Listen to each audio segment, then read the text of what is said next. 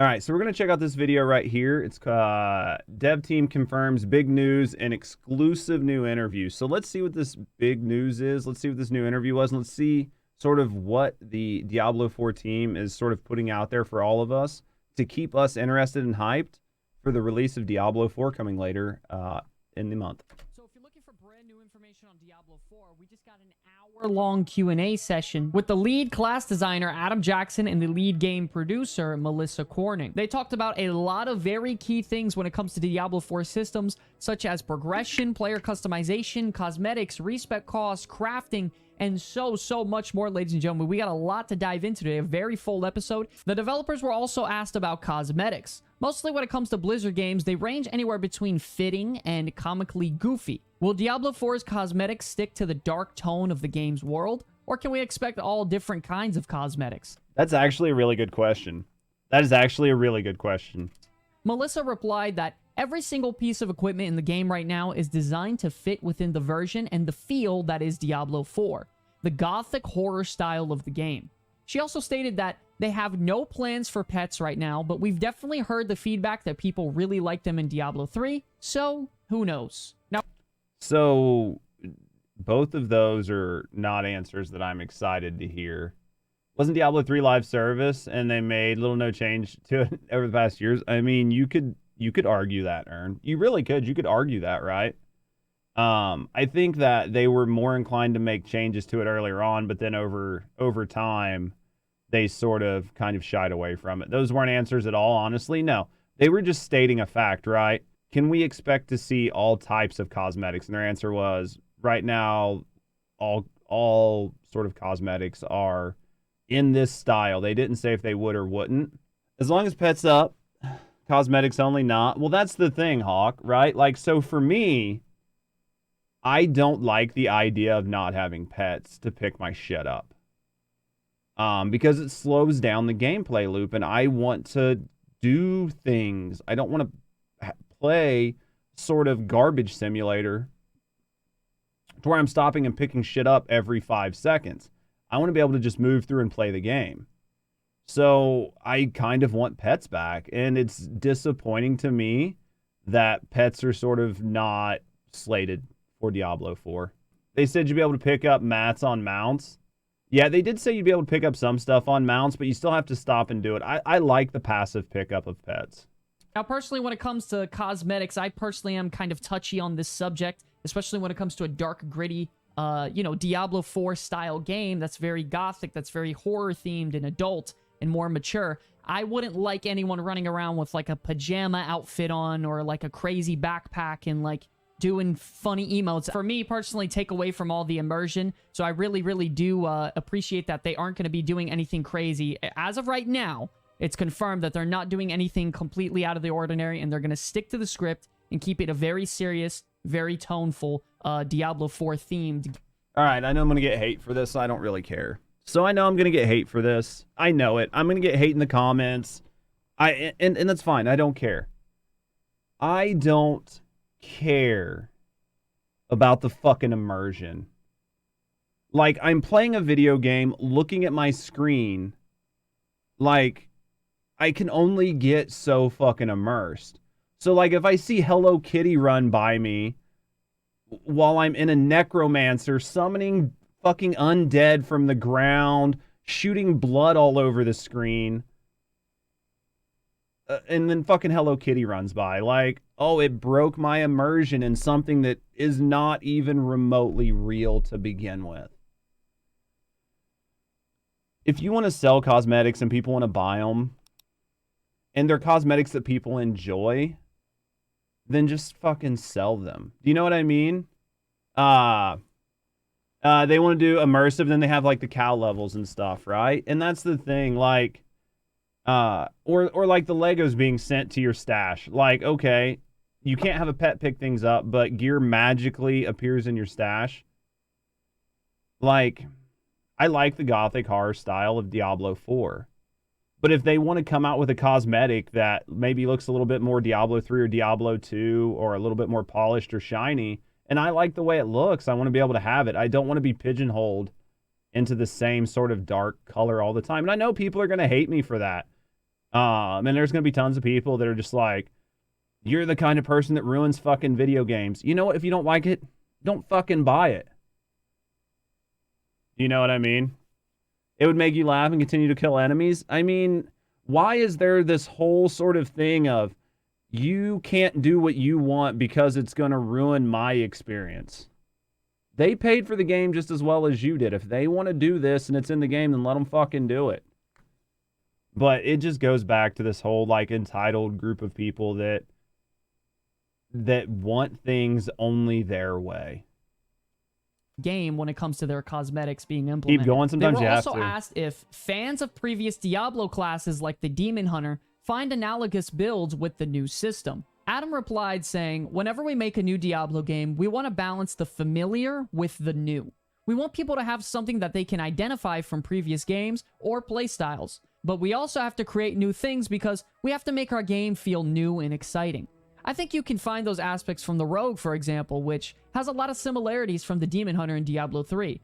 We don't purposefully try to hit everything one-to-one from the previous classes because it would be hard to make new ideas if all you're doing is referencing old things. If we make something too one-to-one, then that means we can't bring that class in the future if we wanted to for Diablo 4. We don't want to exclude the possibilities of what we could bring in the future by referencing things too much in classes that aren't in Diablo 4.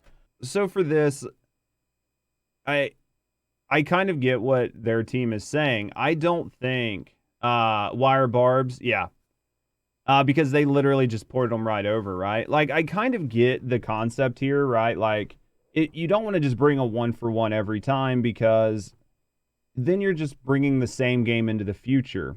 You want to, when you move things forward, you want to take what works and take it forward.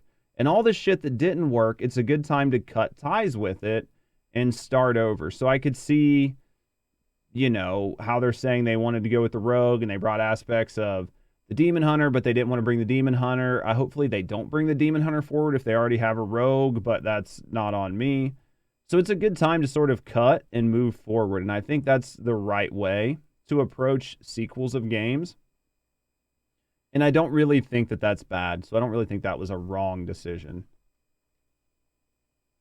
Honestly, it was really well said by Adam here. He's pretty much stating that you could definitely find some similarities in the classes they have in there today. Definitely when it comes to the Rogue, you know, tying in with that Demon Hunter playstyle a lot. They just don't want to make it too similar when it comes to a lot of the classes out there because they don't want to rule out the possibility of bringing in some very unique and exciting classes like the Monk or the Paladin, for example, that are very way left field and very different in terms of playstyle, because they would definitely want to introduce a character that is brand new, that is exciting, fresh out of the box, that we haven't seen yet as a DLC character to highly encourage, you know, customers buying their product and it getting really good sales and hype for the game. Now, when it comes to every class's visual uniqueness, the interviews brought up with the fact that people had negative feedback.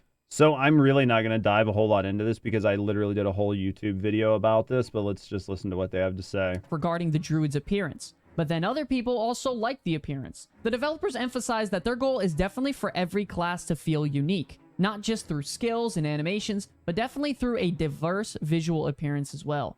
Adam emphasized that it's important for every class to have different silhouettes so that you can tell what you're playing or what other players are doing.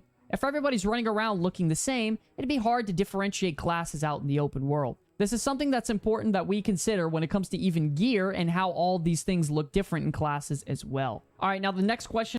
So I'm just going to say, if you guys want to hear sort of my thoughts and takes on the Diablo, or sort of like on the Druid and why I'm getting tired of hearing these types of sort of conversations, you can go to that up there. I'll have a link to the video in this video talking about sort of what I think about the Druids and why I think it's not really news.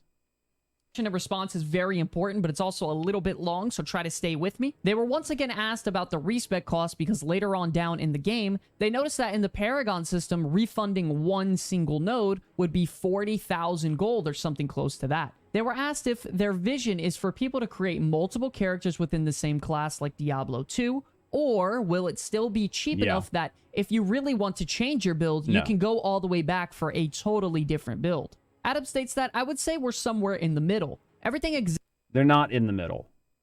I get that Adam's trying to like play this as they're in the middle. I don't see how they can say that they're in the middle currently, because you cannot constantly respec between all these different things and it be viable. So I just want to do this. I don't want to spend a lot of time on this, but I do want to look, right? Let's go search. CAL calculator app. So we're going to say it's 40,000, right? And there's 200 points. Nope, clear.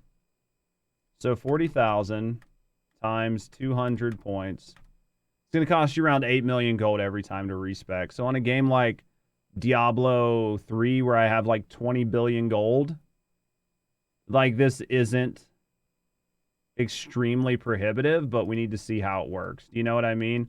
Plus the fact that you can't save your loadout and go back and forth. So you would need to like build your loadout and then respec, and then build your loadout and then respec, and then build your loadout. And that's where it's going to get frustrating. I think that's where it's going to get frustrating for people.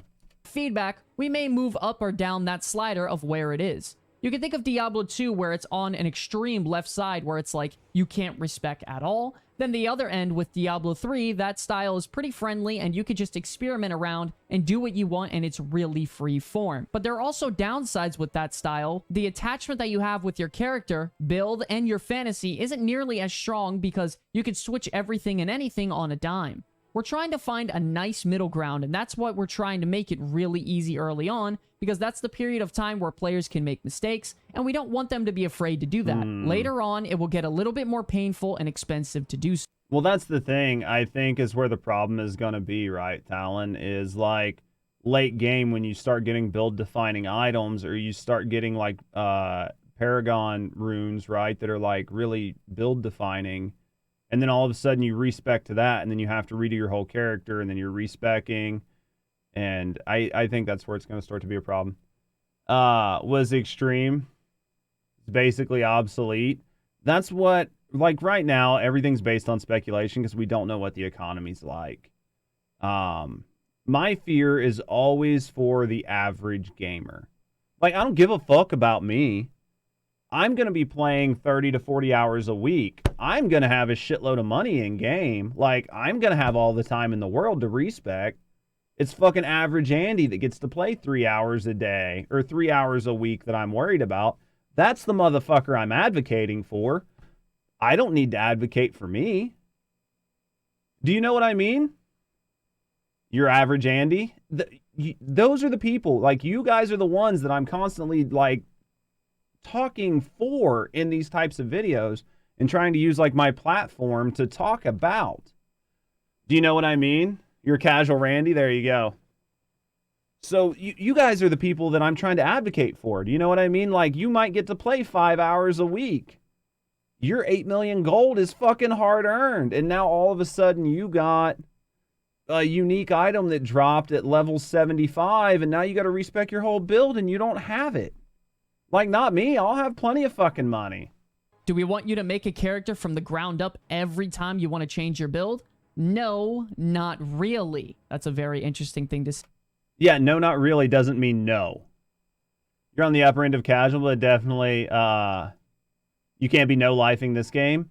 It's really hard to no-life any game. I can tell you guys right now, if something happened and I wasn't able to be a content creator, I would not no-life any game anymore. Say as well. He also states that we want it to be a choice, so there should be some pain behind it or some commitment to the idea. So if you fuck up, you're committed to fucking up.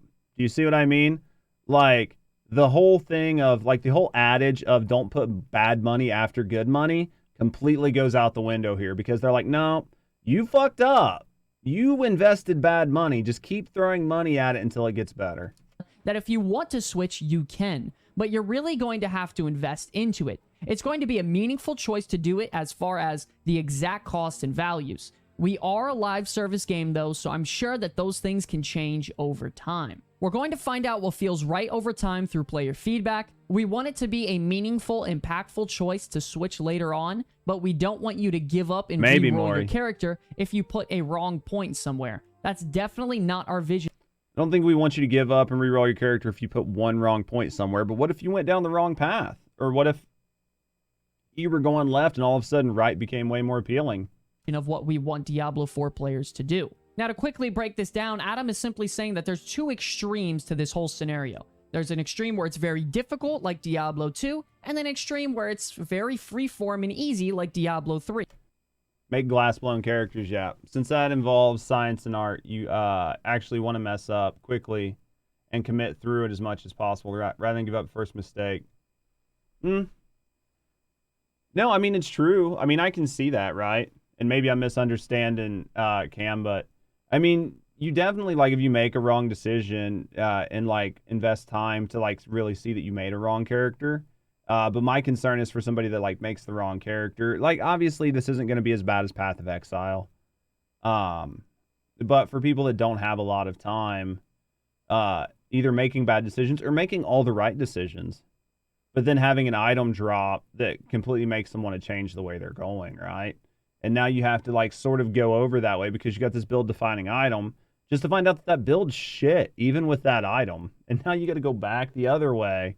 Or your friends talk you into, like, respecking because you guys are going to, like, farm world bosses. And then after you get done doing that, you don't have the money to respec back to farming, or you don't have the money to respec into PvP or something, right? They want Diablo 4 to be a nice middle ground where it's very easy and very fluid and freeform in the beginning for you to be able to test out all your builds and get... Well, and, like, attachment to a character, like, I kind of get it, but I kind of don't. It's a seasonal game. So, like, every season you lose your character anyway. So, like, developing deep attachments to your character, I feel like is a fallacy in the sense of, like, hey, we want you to develop this deep bond with your character. Okay, I'm bonded. We're, like, touching tips. You know what I mean? We're really right there. Oh, the season's over? Okay, well, get in the fucking bin. You know, an idea on what Thank you for the lurk, Origami. you enjoy playing, what your play style is going to be like, what builds you enjoy. Then once you get to the end game, they want it to be a lot harder because they want you to stick to a certain build and they want you to cater to that certain play style that you enjoy playing the most. They want it to feel very impactful and they want you to dive into your character as a whole when it comes to that play style and that class fantasy that you enjoy playing. But you don't know if you enjoy it. You've just committed to it because that's what you did up to that point. You don't get the chance to experiment and figure out what you like. I don't know. I'm just playing devil's advocate. Want you to just freeform change on a whim whenever you want. Now, the only issue I have with this personally is that what if you find a really super awesome, like, powerful, unique item out there? They're very, very rare, but what if you find one that has nothing to do with your build? And then what happens if you switch your whole... As long as one achievement's are outlined, you don't mind having several alts. That's going to be the thing, right? Like, so having a PvP alt and having an alt for like going after world bosses, as long as it's easy to do, it's not going to be that big of a deal. Again, my concern is for people that, you know, if it takes 5 hours to make an alt after you've already maxed out, well, that's 5 hours somebody that only has 5 hours a week to play. So now they want to play PvP. They've already built a character. Now they got to look up a build online. Now they got to make a second character.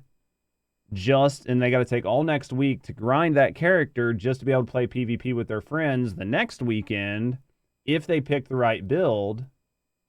And if they didn't, now they've got to respect their PvP. Those are the people I'm talking. You know, I'm, like, advocating for here. Whole build to cater to that unique item because you're like, oh my god, I got this new amazing item. I want to play with it. I want to see how good it feels. You know, I want to test it out. And then you go test it out and it ends up being horrible. And that's literally what we just said. That's the only thing I'm kind of worried about, you know, when it comes to the playing of a hack. Plus, if you run into something so opposite what you're doing, but it's ultra awesome, stash it. Yeah. Somebody doesn't have it, so they might discard it or sell it. If you can, right? And that's the other thing is, like, unfortunately, it's good, right? It's good because they don't want there to be a cash shop sort of, like, thing that happened in Diablo 3. But it does kind of suck in the same sense of, say you are a casual player and you run into some unique item that you'll never use, but you could sell and completely set yourself up for the rest of the season. Well, because of bots and everything else, you literally can't have that anymore. But I get it. I get it. That's the thing. You have to try to find a way to balance the game around casual players and the grinders. And the balance is something that we just need to see if it's struck. You know what I mean? That's ultimately what most of this is going to boil down to, is what does it look like in the live game? And slash, you know, sort of ARPG fun loot experience that Diablo 4 is going to bring, you know? But now, moving on, they were also asked, how are they designing classes so that you don't have to choose the meta to be successful in gameplay? And listen, this is a very loaded question. I don't expect anyone to answer this question very easily, especially in Diablo 4. Let's hear the response. Adam responded by saying, we have a philosophy that you should be able to complete all the content in the game and hopefully be relatively equal to all other classes and specs as far as their power level. Every class should be able to complete all content and feel equal in power to each other. Like the total package each class should bring to the table should be relatively equal, and that's something that we want. All main builds that we propose to you or fantasies that we sell, everything a part of that class should be relatively equal in power as far as the total package of what they bring to the table. All these classes should be able to complete all content in the game, and they should be relatively equal as far as the whole package they bring. Now listen, it's a very hard question to answer, and Adam's been doing great this whole interview. I mean, all classes out there should be able to complete all the content, you know, that... Laughs and Druid. Well, here's sort of my view on this, and we've talked about it numerous times. I think Druid's going to be really strong, and I think Barb's going to be really strong. One of the things that Diablo 4 has going for it, it's something like Diablo 3 didn't have, is the fact that there are hard limits. So there are only so many Paragon points. The boards are specifically tailored around specific skills. All these set items, everything has been tailored to where you are probably not going to find something that the devs have not already at least checked. Are there going to be metas that roll out? Are there going to be best in slot and best builds? Absolutely. But because there are such hard limits put in the game, if they find something that is just absolutely stand out, they can literally go in during the middle of a season and go, oh, this unique is just making this one druid werebear form just completely destroy everything else. Okay, instead of it being a 35% bonus, it's a 25% bonus. Now your build's trash. Do you know what I mean? They'll be able to modify it on the fly, and because there are hard limits, they'll be able to control things a lot easier. My fear is that we go for like 100% across the board, everything being equal with like no standouts, because then that gets boring.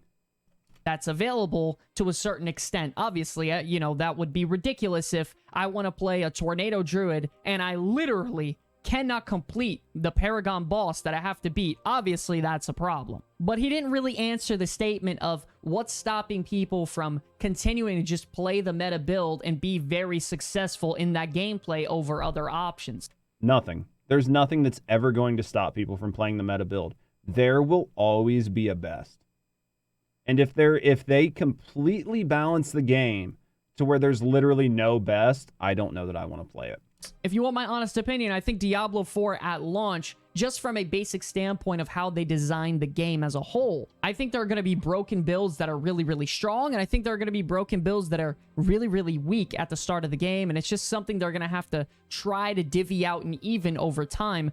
I mean, whether they like it or not, it's just how the game is designed, in my opinion. Now, when it comes to players not picking the meta build out there, I think 90% of players are just going to simply look up on Icy Veins, oh, what's the best Paragon board, the capstone, the skills, all this aspects, and I'm just going to go hunt it down, make sure I have it. I think it's way too hard to balance. I think there's going to be meta constantly. It's just how these games work.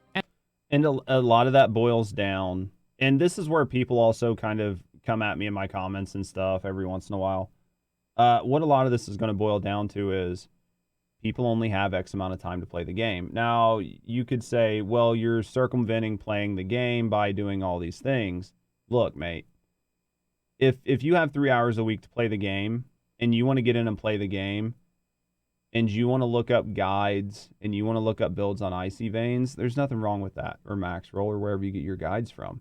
And another question that goes hand in hand with this is the fact that they got a question saying, how closely tied is the relationship between the gear system and player builds? Will players need to acquire a specific set if they want to enjoy a particular playstyle? Or is gear more focused on enhancing builds that are achieved through skills and Paragon? Adam states that as far as how your build comes alive, that's going to depend build to build. Pretty much every build that's in Diablo 4, there's going to be certain legendary powers that you're going to chase that are going to make your build way more powerful over time. Right. There's also going to be ways to get it through Paragon or your class mechanic and all these other systems. The whole point of it all is that you have a lot of different pockets of ways to chase that fantasy down. We give you the endpoints of what you're wanting to chase, and how you get there is up to you. Pretty much he's just stating here that there's a wide variety of build enhancers when it comes to the Paragon board, the skill tree, legendary aspects, you know, affixes on your gear, all these different things that can give you these big power spikes as you're leveling. So it's not just items are the major game changer in the game. There's a lot of different areas that'll make your character improve. There's no like sets in the launch of Diablo 4. But people will find best in slot, and those will become the set. So there will be non-official sets in the game. So how to look at this, right? If you're your average Andy and you're playing 3 to 5 hours a week, 10 hours a week, and you don't get the specific gear pieces you need, there will be enough between Paragon boards and upgrades that you can sort of average out what you need, right? The law of averages. You might not get the piece of gear you want, but you've been grinding, so the Paragon board will offset until you get that piece of gear. That will probably take you up to about level 85, level 90. After that, you're probably going to need everything to be on point, right? Your Paragon choices are going to have to be on point. Your gear is going to have to be on point. Everything is going to have to be there. So I think the system that they're developing will help sort of your more casual gamers that can't put that many hours in. Because if they don't get the piece of gear, or maybe they do get lucky and get a good piece of gear so they don't need as much in the Paragon board, it'll help out that mid, like from probably 35 to like 75, that level range. But then once you start to get to the top, I think you'll need to have everything. And there will be gear sets. They're just not going to have a gear set name to them. So it's not so reliant on gear. And the last question was, why have they veered away from gear sets when they've been such a key part of Diablo in the past? Does it not fit with all these other customization options you set up? At least for now in Diablo.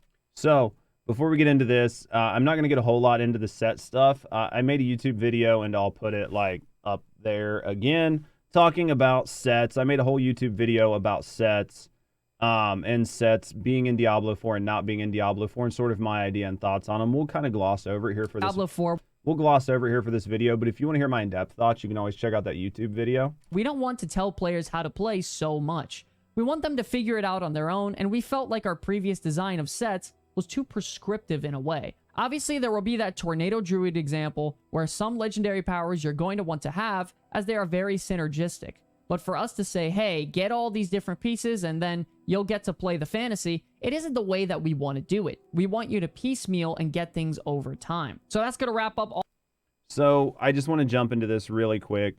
There will be sets. And I think that sets are good for your more casual player because they know exactly what they're trying to get. And at the end of the day, people will have to sort of figure out what the sets are. So with sort of Diablo not telling you, go get these 6 pieces, it's going to be a little bit harder for your more casual player who doesn't really know exactly what pieces they need to sort of fill in these gaps to make their gear sort of as good as it can be. So I think not having sets is going to be more detrimental to the casual player unless you're a hardcore player. But that's sort of my thoughts on it. But definitely, if you want to hear all of my thoughts on it, check out the YouTube video up there from earlier. You can hear my thoughts on sets. But I don't know. Let me know what you guys think. Let me know what you guys think of all the information we went over here. There was a little bit of information, a little bit of news. Hopefully you guys found something fun and interesting and some sort of takeaway. Obviously, if you disagree or agree with me, you can always leave it down in the comments. I'm happy to have a conversation with you. And as always, have a great day.